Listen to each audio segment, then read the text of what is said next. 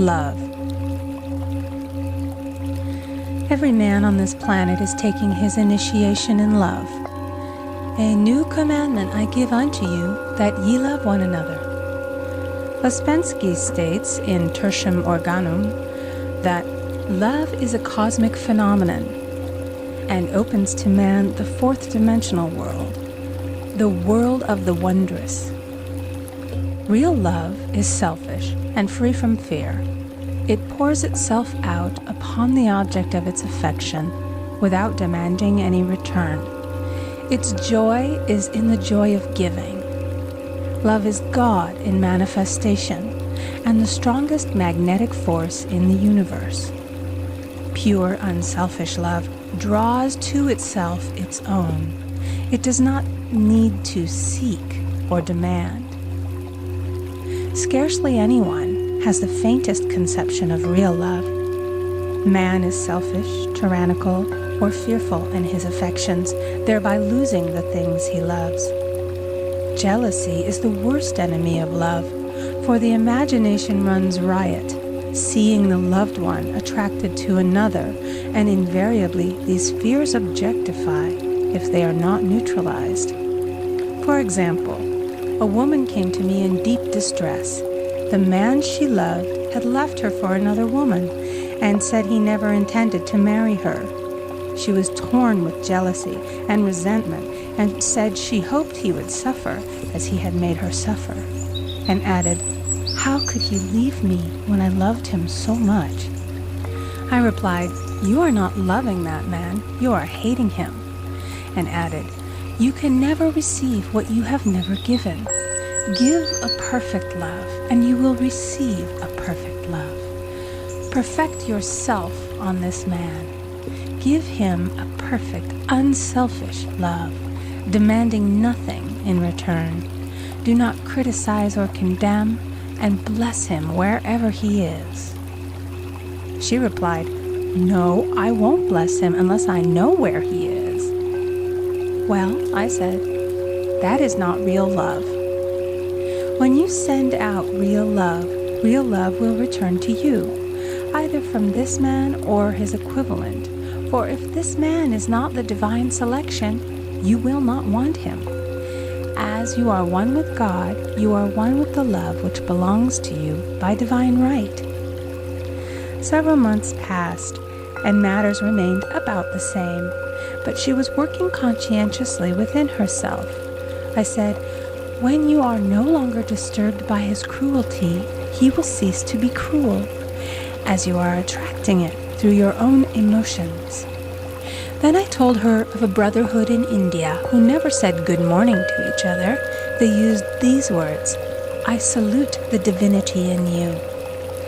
They saluted the divinity in every man and in the wild animals in the jungle, and they were never harmed, for they saw only God in every living thing.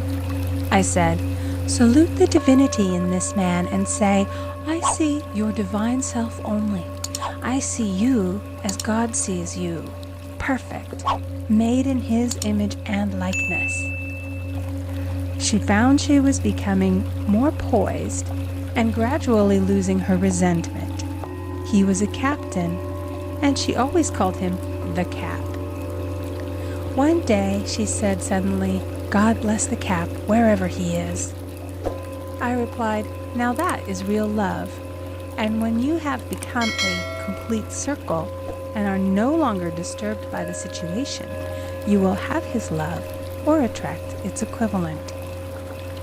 I was moving at this time and did not have a telephone, so was out of touch with her for a few weeks, when one morning I received a letter saying, "We are married." At the earliest opportunity, I paid her a call. My first words were, "What happened?" "Oh," she exclaimed, "a miracle. One day I woke up and all suffering had ceased. I saw him that evening and he asked me to marry him. We were married in about a week, and I have never seen a more devoted man." There is an old saying, "No man is your enemy. No man is your friend. Every man is your teacher." So one should become impersonal and learn what each man has to teach him. and soon he would learn his lessons and be free. The woman's lover was teaching her selfish love, which every man sooner or later must learn. Suffering is not necessary for man's development. It is the result of violation of spiritual law, but few people seem able to rouse themselves from their soul sleep without it. When people are happy, they usually become selfish, and automatically the law of karma is set in action. Man often suffers loss through lack of appreciation. I knew a woman who had a very nice husband, but she said often, "I don't care anything about being married, but that is nothing against my husband. I'm simply not interested in married life." She had other interests and scarcely remembered she had a husband. She only thought of him when she saw him. One day her husband told her he was in love with another woman and left. She came to me in distress and resentment. I replied, "It is exactly what you spoke the word for. You said you didn't care anything about being married, so the subconscious worked to get you unmarried." She said, "Oh yes, I see. People get what they want and then feel very much hurt." She soon became in perfect harmony with the situation and knew they were both much happier apart. When a woman becomes indifferent or critical and ceases to be an inspiration to her husband, he misses the stimulus of their early relationship and is restless and unhappy. A man came to me dejected, miserable, and poor. His wife was interested in the science of numbers and had had him read. It seems the report was not very favorable, for he said, "My wife says I'll never amount to anything because I am a 2. I replied, "I don't care what your number is. You are a perfect idea in divine mind, and we will demand the success and prosperity which are already planned for you by that infinite intelligence." Within a few weeks, he had a very fine position, and a year or two later, he achieved a brilliant success as a writer. No man is a success in business unless he loves his work. The picture the artist paints for love of his art is his greatest work. The potboiler is always something to live down. No man can attract money if he despises it. Many people are kept in poverty by saying, "Money means nothing to me. I have a contempt for people who have it." This is the reason so many artists are poor. Their contempt for money separates them from it. I remember hearing one artist say of another, "He's no good as an artist, but he has money in the bank." This attitude of mind, of course, separates man from his supply. He must be in harmony with a thing in order to attract it. Money is God in manifestation, as freedom from want and limitation. But it must be always kept in circulation and put to right uses. Hoarding and saving react with grim vengeance. This does not mean that man should not have houses and lots, stocks and bonds, for the barns of the righteous man shall be full. It means that man should not hoard even the principal if an occasion arises when money is necessary. In letting it go out fearlessly and cheerfully, he opens the way for more to come in, for God is man's unfailing and unexhaustible supply. This is the spiritual attitude towards money, and the great bank of the universal never fails. We see an example of hoarding in the film production of Greed. The woman won $5,000 in a lottery, but would not spend it.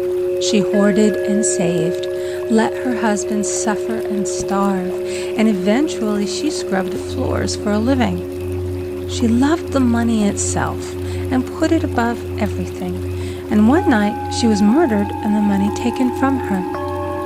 This is an example of where love of money is the root of all evil.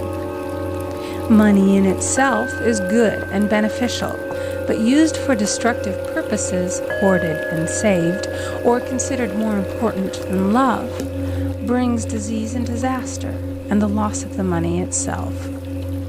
Follow the path of love, and all things are added, for God is love, and God is supply.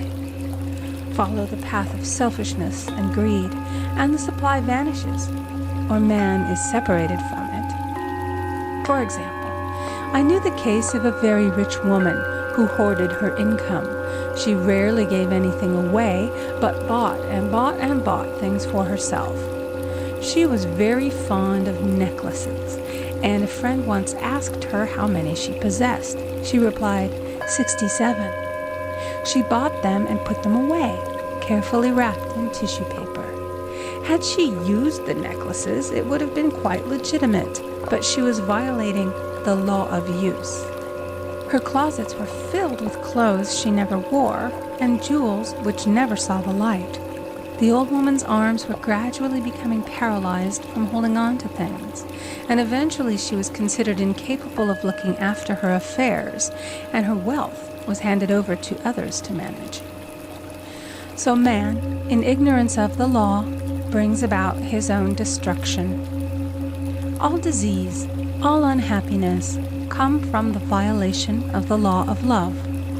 Man's boomerangs of hate, resentment, and criticism come back laden with sickness and sorrow. Love seems almost a lost art, but the man with the knowledge of spiritual law knows it must be regained, for without it he has become as sounding brass and tinkling cymbals.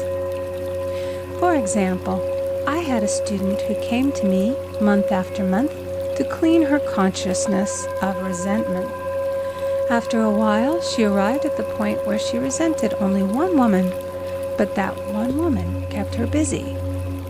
Little by little, she became poised and harmonious, and one day, all resentment was wiped out. She came in radiant and exclaimed, "You can't understand how I feel. The woman said something to me, and instead of being furious, I was loving and kind. And she apologized and was perfectly lovely to me. No one can understand the marvelous lightness I feel within." Love and goodwill are invaluable in business. For example, a woman came to me complaining of her employer.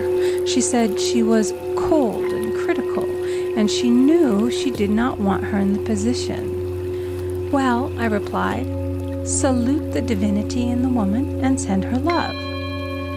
She said, "I can't. She's a marble woman." I answered, "You remember the story of the sculptor who asked for a certain piece of marble? He was asked why he wanted it, and he replied, 'Because there is an angel in the marble.' And out of it he produced a wonderful work of art." She said, "Very well, I'll try it." A week later she came back and said, "I did what you told me, and now the woman is very kind," and took me out in her car. People are sometimes filled with remorse for having done someone an unkindness, perhaps years ago. If the wrong cannot be righted, its effect can be neutralized by doing someone a kindness in the present. This one thing I do, forgetting those things which are behind, and reaching forth unto those things which are before. Sorrow, regret, and remorse tear down the cells of the body and poison the atmosphere of the individual. A woman said to me in deep sorrow, "Treat me to be happy and joyous, for my sorrow makes me so irritable with the members of my family that I keep making more karma." I was asked to treat a woman who was mourning for her daughter. I denied all belief in loss and separation and affirmed that God was the woman's joy, love, and peace. The woman gained her poise at once, but sent word by her son not to treat any longer because she was so happy it wasn't respectable. So mortal mind loves to hang on to its griefs and regrets. I knew a woman who went about bragging of her troubles, so of course she always had something to brag about. The old idea was, if a woman did not worry about her children, she was not a good mother. Now we know that mother fear is responsible for many of the diseases and accidents which come into the lives of children. For fear pictures vividly the disease or situation feared, and these pictures objectify if not neutralized. Happy is the mother who can say sincerely that she puts her child in God's hands and therefore knows that he is divinely protected. For example, a woman awoke suddenly in the night, feeling her brother was in great danger. Instead of giving in to her fears, she commenced making statements of truth, saying, "Man is a perfect idea in divine mind and is always in his right place. Therefore, my brother is in his right place and is divinely protected." The next day, she found that her brother had been in close proximity to an explosion in a mine, but had miraculously escaped.